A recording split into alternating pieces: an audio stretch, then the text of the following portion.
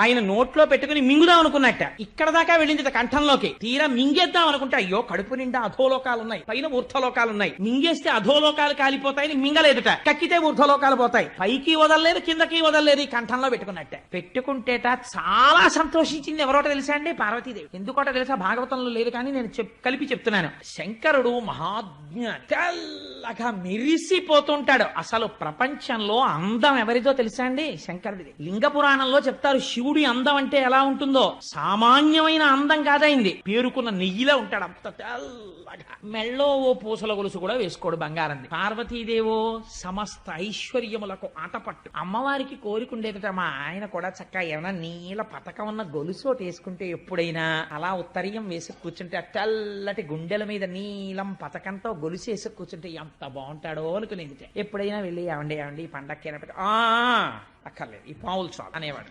నాగభూషణుడు. కానీ ఇవాళ కంఠంలో నీలంగా ఉండిపోయిందిట ఆ విషయం. ఉండిపోతే పార్వతీదేవి అనుకుందిట, అబ్బాయి నాళ్ళకి నీలమణి పెట్టుకుంటే కంఠం నీలంగా కాంతి పడి ఎలా ఉంటుందో మా ఆయన అలా ఉన్నాడని పొంగిపోయిందిట.